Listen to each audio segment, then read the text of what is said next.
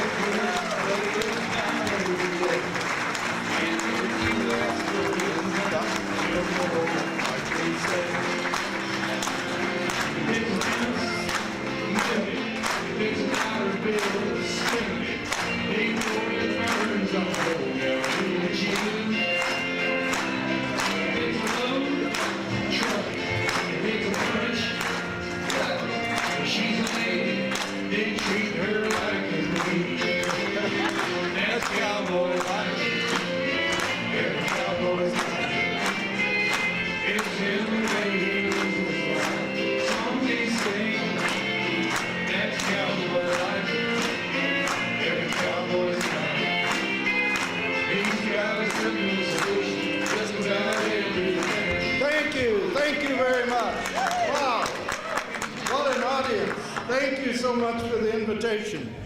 Usually I play that song because I not only love the music, but it has great wisdom in the words, and I talk about that. But tonight, I got to tell you about my trip in here. I'm glad to hear Paul Harris had a similar experience, but started out in South Bend, Indiana this morning, left for the airport at 6:30 in the morning, got there, caught a plane that was late, almost missed my plane to Buffalo. I wish I had, because it would have turned out better.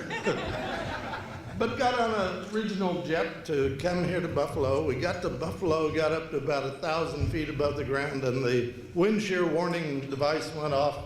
So we went on to Syracuse, sat on the tarmac for a couple hours, then came back to Buffalo, tried to land again. Same thing happened, got down to about 500 feet, the wind shear device went off. So I went back to Detroit, back where I started.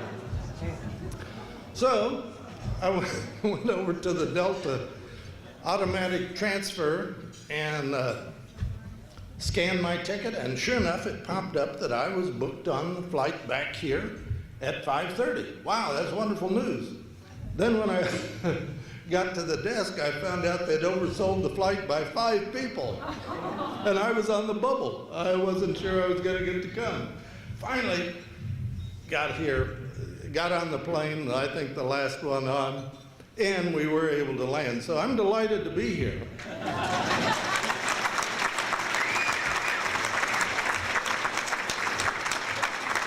It reminds me a little bit of the time when I was going to the Council on Legislation meeting in New Delhi. Left Dallas, flew from Frankfurt to New Delhi where the council was being held. We're ahead of schedule about 30 minutes, and suddenly we went into holding pattern. New Delhi was tied in by fog, as it often is in January, And so we circled for 2 hours, and then the pilot announced we were going to divert to Mumbai. And I thought, what if Mumbai is fogged in? How much gas do we have on this plane? But we landed at Mumbai, 3 o'clock in the morning, sat on the tarmac for an hour, finally went into to the terminal, finally got a gate, because there were lots of extra planes there. Went in, they loaded us on the bus, took us clear across New Delhi. And New Delhi at night is not a pretty sight. There are people sleeping on the streets just like logs. Finally got to a hotel at 5 o'clock in the morning, and I was traveling with Jack Forrest. And Bernice Fogel and others in the room will know that Jack Forrest is a big guy, about 250 and 6'6". And they told us we would have to share a room when we got to the hotel. Went up to the room, it was a regular sized bed. And Jack said, this isn't gonna work. So I called down to the desk, I said, we're gonna need a rollaway bed. Jack left and he came back and he said, I got a different room. So I finally went to bed about 5:30. And I just barely got to sleep, and a knock at the door. There's a bellman with the extra bed. And then I couldn't go back to sleep.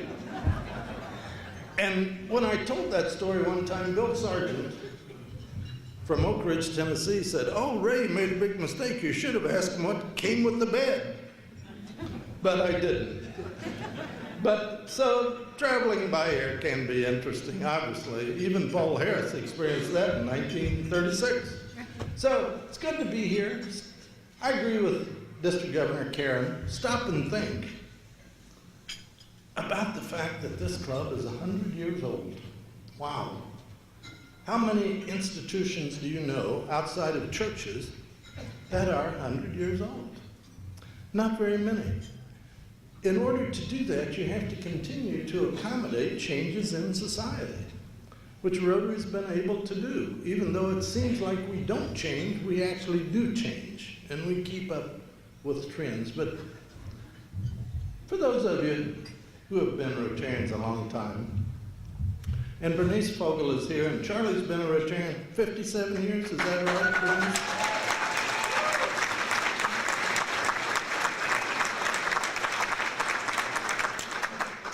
He's one of the few people who've been a member of Rotary longer than I have. You see, sometimes I'm asked, how does one become president of Rotary International? And I tell them, well, Woody Hayes, or not Woody Hayes, I was just in Columbus, and I had Woody Hayes on the mind. Well, Woody Allen, the film producer, said one time that 80% of success in life is just showing up. Well, I've been showing up for 50 years. I outlived all my competitors. That's how I became president. Sometimes, you know, because Rotarians have such great respect for Rotary presidents, it is amazing. I'm asked to have my photo taken countless times, and sometimes I wonder, does anybody ever actually print these things? And it's easy to begin to think that it's personal, that it's for Ray Klinginsmith, but it's not. It's for the presidency. But occasionally I'm brought back to earth. I don't see a banner in here, but my 3 teenage grandchildren, and Bernice met my daughter when she was 12 years old, and now she has 3 teenage grandchildren. And they were at Montreal at the convention last year, and they were taken into the House of Friendship where they sell all kinds of Rotary paraphernalia. And one of the grandchildren said to the others, look, they're selling stuff with Grandpa's name on it. And the other one said, yeah, and people are actually buying that stuff. So things happen that bring me back to earth. I'm just an ordinary Rotarian that happens to be serving this year as president. And what is it that is so magical about Rotary, that people have such great respect for the president? Well, I think it's our core values. You know, to belong to Rotary, fellowship is the most important. Fellowship, friendship, younger people like to call it networking. I think it all comes out the same place. But think about how your life would be different if there'd never been Rotary Club of Buffalo, New York, which spawned, I assume, all of the other clubs that are represented in this room. You betcha. Stop and think. Don't most of us find some of our best friends in Rotary? It's not that they're our best friends when we join the club, but they become our best friends because when we work together, when we meet together once a week, there's something magical about that association. In fact, you've heard Michael Martin Murphy's song, Cowboy Logic, which is my theme song. And incidentally, Michael Martin Murphy is a Rotarian and will be performing at the convention in New Orleans. But Anne Murray, a Canadian singer, had a song a few years ago that I love, and I think it expresses the magic of Rotary. Because it says, the name of the song is Good News. There's a newspaper rolled up in a rubber band. One more sad story is more than I can stand. I sure could use a little good news today. I want to hear about the county fair, how we cleaned up the air, how we really learned to care. I sure could use a little good news today. Isn't that what we do every week in Rotary? We hear the good news about our friends and our families. We hear the good news about our communities. The mayor, I'm sure, appears at this club frequently to bring you up on the state of the city. That's what we do in Rotary, and we have so much to be proud. So stop and think, how would your life be different if Rotary had never come to Buffalo and to this area? I think it would have been much less fulfilling than it is today with Rotary here. But of course, that's just one of the things we do. The second part of the core values is service. And I know this club is involved in service. I was here, Dick Earn invited me here for a foundation meeting 3 or 4 years ago, Dick? Five years ago. As I remember, the plane landed without any trouble on that occasion. And I know how involved you are in serving your community. And Joe DiPaolo was taking me back to the airport 5 years ago. And he said, Ray, your plane isn't out till 9 o'clock or whatever it was. Why don't I come by and pick you up an hour early and I'll show you the town? Wow, I've never had a tour of a city like Joe gave me because it was his personally guided tour. Showed me his high school, where he'd gone to college. Showed me the grandeur of what Buffalo was, the World's Fair, all of that. I enjoyed that immensely. And that's really important as we develop Rotary friendships, that we can go to 34,000 clubs in the world and we'll receive that treatment. That somebody will say, oh, would you like to see our city? Would you like to learn more about this local community? And it's through that fellowship of business and professional leaders that when a community need appears, the Rotary Club suddenly discovers that it has both the talent and the resources to address the problem. As I flew over Buffalo 3 times today, I noticed there are a world of baseball fields. Wow, that's impressive.